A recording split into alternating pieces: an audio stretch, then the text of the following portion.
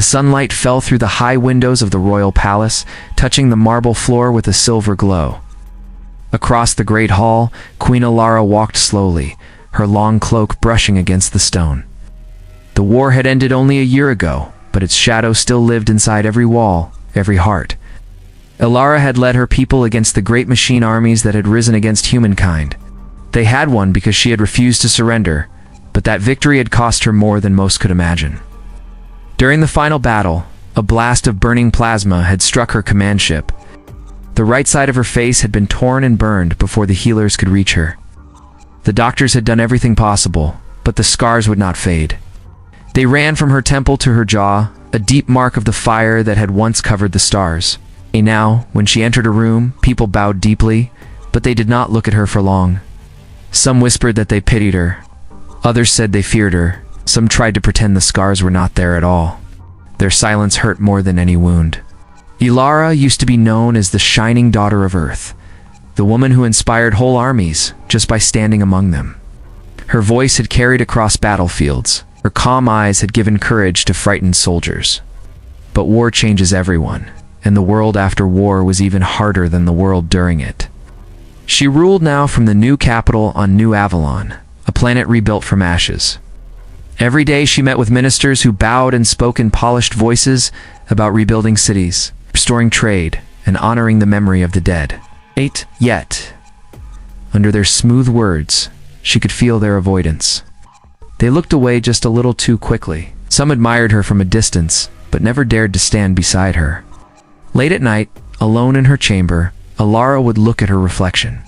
Half her face still looked the same, the calm eyes, the soft mouth, but the other half told the story the universe never forgot. She touched the scars sometimes, not out of vanity, but to remind herself that she had survived. Yet even survival can become a burden. The victories of the war had made her a legend, but legends are lonely. She had lost friends, family, even the small ordinary joys that once filled her life. Music now sounded too clean, laughter too distant, light too sharp. Duty was the only thing left that felt real. One morning, the queen stood at the balcony, overlooking the city below. The towers of New Avalon reached like silver fingers toward the sky. Workers and engineers moved along the bridges, rebuilding what the war had broken. Children ran across open courtyards again, their cries echoing with the promise of normal life. Should have filled her with pride, but she only felt the quiet ache of someone watching from behind glass. An attendant named Clara hurried to her side with a message pad. "May Your Majesty, the council awaits you. They will discuss the appointment of a new defense advisor." Alara nodded gently. "Yes, thank you." Her voice was calm as always, though something inside her longed to escape those endless meetings. She walked through the palace corridors, past portraits of golden warriors and past rulers whose faces shone perfect and untouched. The guards straightened as she passed, but when her gaze met theirs, they quickly looked forward again. That tiny movement told her everything. Inside the council chamber, 10 officials rose from their seats as she entered. They greeted her with formal words, and she replied with equal grace. The meeting began, full of reports and statistics. They spoke of fleets that needed rebuilding and outer colonies that needed new leadership. One of the older ministers, a thin man named Doran, looked at her carefully. He hesitated, then said, "Your Majesty, perhaps it would be wise to choose a younger, more presentable representative to stand before the public during reconstruction ceremonies. People still, remember the war vividly. They seek symbols of renewal and beauty." Alara lifted her head. Her voice stayed cool and steady. "Are you saying my face would remind them of something they wish to forget?" The minister bowed quickly. "I meant no offense, Your Majesty. Only that presentation matters after such suffering." There was a long silence in the hall, and Alara said quietly, "Let them remember. Let them see the cost of what we built from those ashes. I will not cover my face to comfort their fear." The words silenced the room. Even Doran could not answer. When the meeting ended, they rose again and bowed deeply, but she saw in their eyes both awe and discomfort. That night, when she stood again on the balcony, she felt the cold wind rise from the city. Her scars burned slightly where the breeze touched them.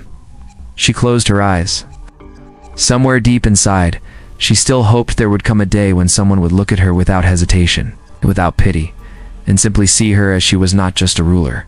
Not a broken reminder of war, but a woman who had loved her people enough to stand between them and destruction. For now, she stood alone beneath the stars, her heart steady, her will unbroken. Commander Aiden Cole walked through the shining streets of New Avalon with a calm and curious look on his face. The city was bright again after years of darkness. New towers climbed high into the sky, covered in glass and silver metal. People hurried with new hope. Yet even with all the busy life around him, Aiden felt that something in the air was heavy, as if the city was trying too hard to forget its pain. He had returned from the border worlds only a few days before. For almost 7 years, he had fought the long war under Queen Elira's command. He had seen her from far away on the battlefield screens, giving orders without fear, while entire fleets burned behind her. Many soldiers had believed that she was the only reason they had survived. He never expected to meet her in person. Back at the spaceport, one of his fellow officers had laughed when Aiden said he was going to the palace. "You," the man said, "they say the queen hides behind her walls now. No one dares talk to her unless it's official. She used to be a beauty, but half her face is burned. Why would you want to serve in a place full of whisperers and scared nobles?" Aiden had only smiled, because someone still has to tell her the truth, even if the others are too polite. When the palace guards checked his identification, they looked at him with quiet respect. He was known for surviving missions no one else wanted to lead. His record was full of impossible rescues and daring plans. Some called him reckless. Some called him lucky, called it paying back the debt of the fallen. Inside the palace, the air smelled of metal, flowers, and memory. Murals showed scenes of the Great War, and every painting seemed to watch him as he passed. He was taken to wait outside the Queen's audience chamber. There he stood straight, his dark uniform marked with simple bands of service instead of medals. When the door opened, light spilled into the corridor. Guards stepped aside, and Aiden entered. Queen Alara was standing by a large window, looking down at the city. Her golden crown rested loosely on her hair, and her long robe moved slightly in the breeze. For a moment, she did not turn. Aiden could see the faint outline of scars along her face, bright under the sunlight that poured through the glass. Then, she turned to face him. Her eyes were deep and calm, but they held the kind of sadness only true leaders carried. "Commander Cole," she said quietly, "I have read your reports. You are a man of many surprises." Aiden smiled, not the formal smile of court life, but a real one. "Your Majesty, the truth is, I'm not very good at quiet work. But if your people need someone who knows what chaos feels like, I'm qualified." Her lips curved a little, barely. "Most men come to the palace seeking rank or comfort. You ask for noise and danger? Why?" "Because peace can be dangerous too," Aiden said. "It makes people forget what they stand for." The Queen looked at him with new interest. She saw the honesty in his face, the strength that came from living close to death and not losing his heart to it. For the next hour, they spoke about rebuilding the fleet. Aiden shared direct and simple thoughts about how the soldiers felt forgotten, how some outer colonies still lacked supplies, and how the people needed to see leadership that was real, not polished speeches about progress. Ilara listened more carefully than anyone else he had ever spoken to. She asked sharp questions, but not cruel ones. She agreed and disagreed with equal grace. When their talk ended, instead of giving final orders, she said, "You speak without fear, Commander. Many who come here forget how to do that." He nodded. Maybe they just need someone to remind them it's allowed. For the first time in months, she smiled fully. It made her face, scars and all, look alive again. After he left, her advisors hurried into the room. They began to speak quickly. Some warned her that the commander was too bold, that his informal style would upset the court. One said that people might talk if she gave him a high position. Lara raised a hand to stop them. "I do not choose people for their silence," she said. "I choose them for their strength." That evening, when Aiden returned to his quarters at the military wing, he found an official message sealed with the royal emblem. It said simply, "Asterisk, you will serve as special aid to Her Majesty. Report at dawn." Asterisk, he sat down slowly, the message in his hands. Outside his window, the lights of New Avalon glowed like small stars. For the first time in a very long while, He felt that something important was beginning, something not about war, but about rebuilding lives that war had broken. Far above the city, in her quiet room, Queen Alara looked out at the same lights. The wind moved her hair, and for a moment, she thought of the commander's fearless eyes and his strange, warm smile. She touched the cold window pane and whispered to herself, maybe the time for healing has finally come. Morning came with soft light spreading through the palace windows. The new day smelled of rain and stone. Commander Aiden Cole walked through the long hall toward the Queen's workroom. He still could not believe he had been chosen as her aide. The guards nodded politely, but with a strange look that said they were not sure what kind of man could speak to the Queen so easily and still smile. When the door opened, Queen Alara was sitting at a large table covered with reports.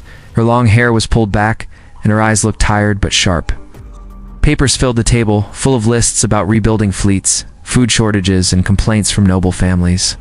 She looked up as Aiden entered. "You were early," she said. "I do not like being late," he replied simply. That was the way he was. He spoke straight, not with fancy words like the courtiers. Noticed that Alara looked at him differently than before. She was less guarded now, although her voice still carried the weight of command. "Tell me," she asked, "what does this city feel like to someone who walks its streets instead of sitting in this palace?" Aiden sat down across from her without waiting for permission, and instead of offending her, it made her curious. "The people are strong," he said. "They still remember the war. They respect you, but they also fear the silence here. They want their queen to stand among them, to laugh, to remind them that peace is not a dream." Alara looked at him quietly. His words were not careful, but they were true. For a long time, no one had dared to speak to her that honestly. It touched something deep inside her that she did not know still lived. Later that day, she asked him to walk with her through the palace gardens. They were blooming again with green vines and flowers. The smell of life hung heavy in the air.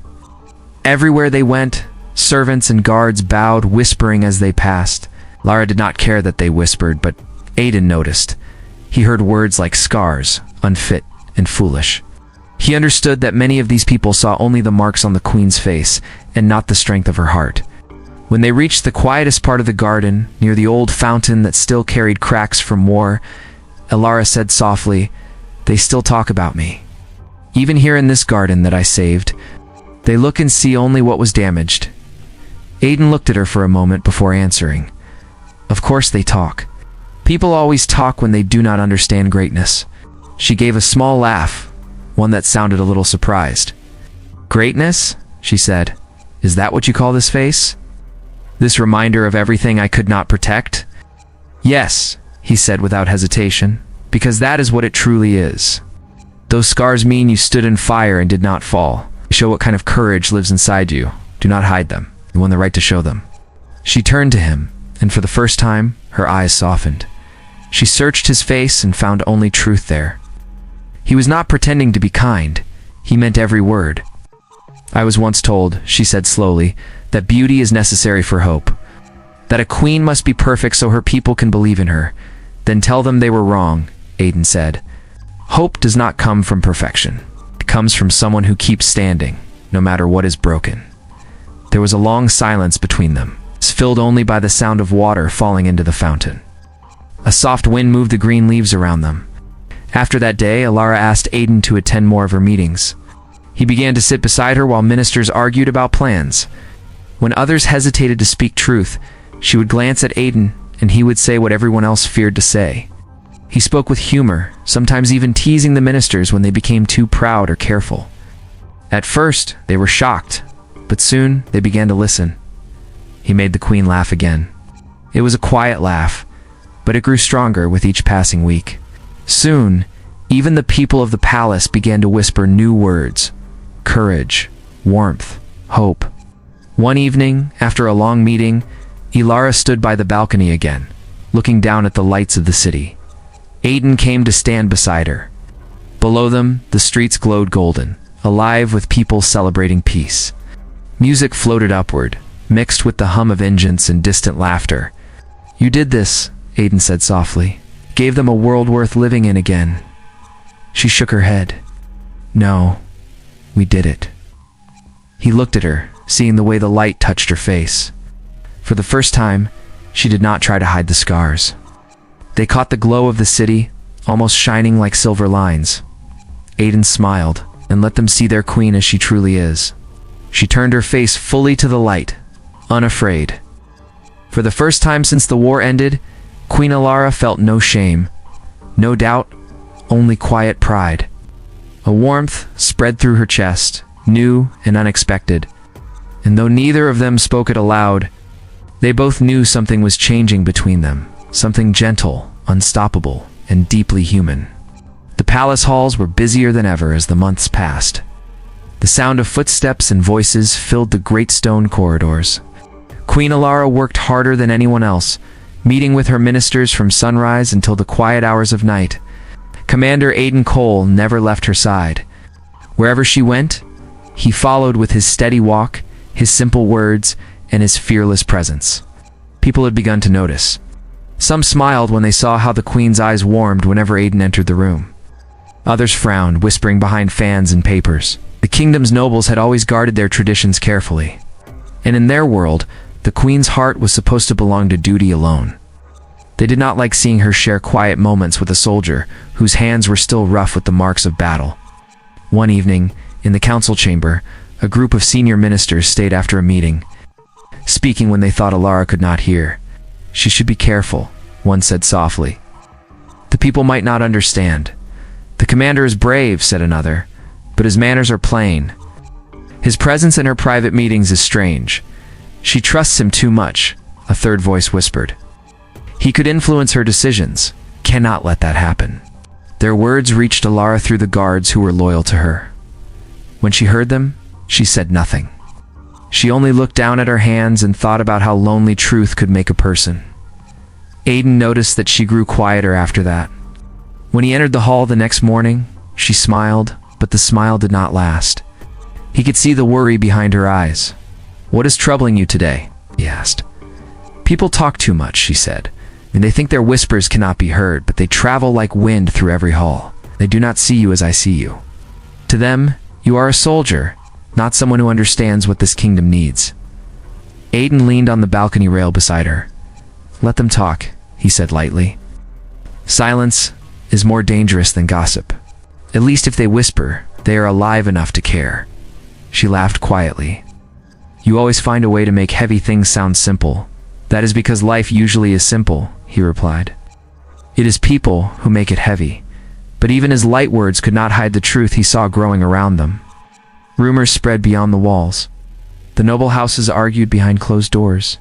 They said a queen should not trust her heart to a soldier. A week later, the Festival of Remembrance began. It was the first one since the end of the war. The city shone with lights, and people filled the streets, honoring those who had fought and fallen. The queen walked out onto the palace balcony to greet the crowd. Aiden stood a few steps behind her as always, watching the square below, where thousands of people had gathered. The air was filled with shouts of joy and the bright sound of music. Then, in a single second, joy turned into fear. From somewhere in the crowd, a flash of light appeared. Aiden saw it move toward the balcony, a single beam of charged energy, small but fast. There was no time to think. He stepped forward, grabbing Alara by the shoulders and pulling her down. The blast hit him instead. The balcony erupted with smoke and noise. Guards ran forward, shouting. The music stopped, replaced by the terrified cries of the crowd. Alara turned to see Aiden lying on the floor, a dark burn spreading across his chest. Her heart froze. She shouted for the healers, her voice breaking. They rushed him to the infirmary deep within the palace, their hands glowing with emergency lights as they tried to stop the bleeding. Hours passed before the doctors allowed her to see him. He was pale but awake, his eyes half closed. She sat beside him, unable to keep her hands still. "You should not have done that," she whispered. He looked at her with a weak smile. It was easier than explaining why I didn't. Tears rose in her eyes. "You could have died, so could you," he said gently. "But only one of us is needed by this kingdom." His voice was faint, but his words carried strength. "You must not hide again, Alara. Promise me that. Let them see your face. Let them see your scars. Let them see the truth of what it means to be human." She held his hand and nodded, unable to speak. For many days after, Aiden rested under careful watch. News of his bravery spread through the city, silencing those who had spoken against him. People began to cheer for the queen and the commander together, calling them the heart and shield of the Dominion. When Aiden was finally strong enough to stand, Ilara held a public ceremony in front of the palace. The people filled the streets once again, not in fear this time, but in pride. She stood before them, her face uncovered, shining beneath the sun. At her side stood Aiden, his uniform simple but proud. The cheers that rose from the crowd were louder than any sound the city had heard since the end of the war. In that moment, no one cared about scars or rules or gossip. They saw only courage, love, and the kind of strength that rebuilds worlds. Lara turned to Aiden and whispered, "You kept your promise. You reminded them what it means to be human." He smiled and said, "So did you." The golden banners of New Avalon moved gently in the wind. The morning sky was bright, full of promise. It was the day of Queen Ilara's wedding, a day that many had once thought would never come. The streets were full of people dressed in their best clothes. Families came from far cities and distant colonies to watch their queen stand before the world, not as a ruler of war, but as a woman beginning a new life. Inside the great palace hall, sunlight filtered through tall windows, painting soft colors on the floor. The air was full of calm excitement. Servants hurried along the halls, preparing flowers, lights, and music.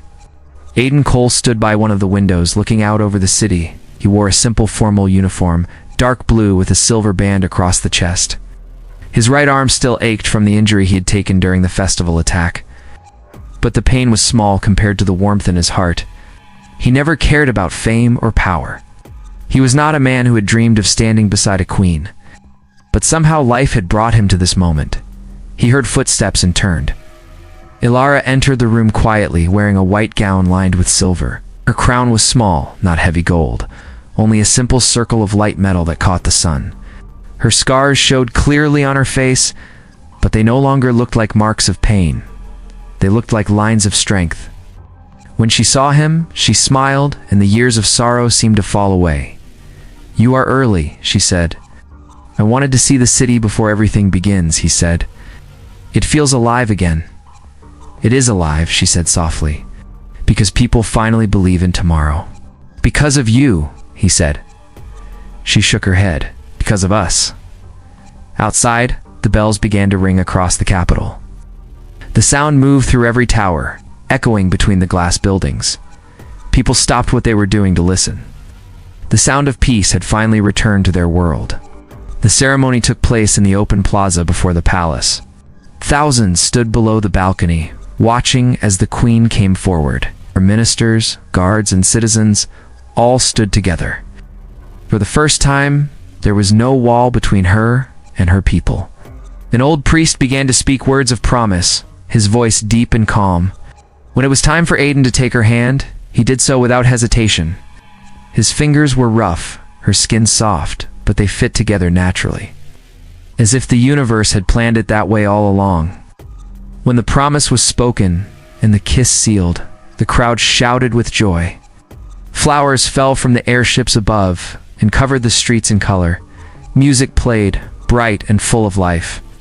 The scars on Ilara's face caught the light like silver lines, and people cheered louder, for now they saw them not as wounds, but as symbols of courage and love.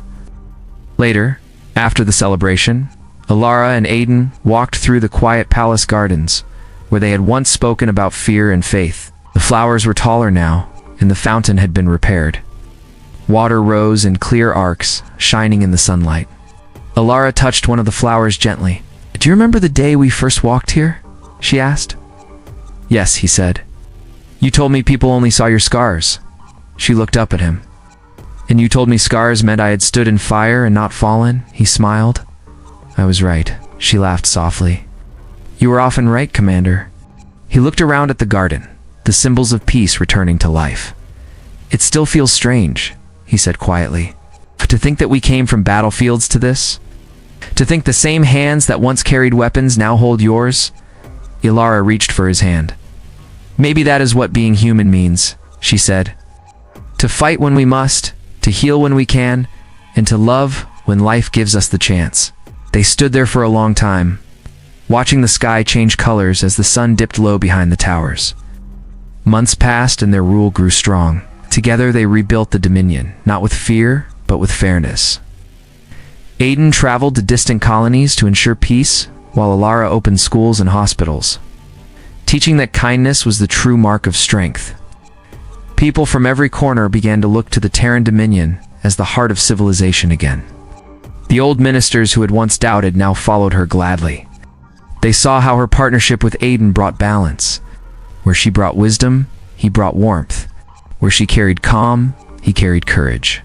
One night, they stood once again on the same balcony where the blast had almost taken their lives.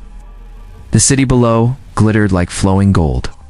Aiden looked at the lights and said, "Do you ever think about the past?" "Every day," she said. "But I no longer feel trapped by it. Those days built who we are. The past taught us how fragile peace can be, and that is why I treasure it now." He nodded. "Then we will guard it together." She turned to him, her eyes bright. "Together," she said. As they stood there, the wind moved gently through her hair. The stars shone softly above, no longer cold or distant. The queen who had once been pitied for her scars now stood as a symbol of hope. The soldier who had once been just another face in the crowd now stood beside her as the guardian of the future. And for the first time in a long age, humanity looked up at the stars, not with fear or sorrow, but with the sure belief that love and courage could shine brighter than any empire ever built by hand or steel.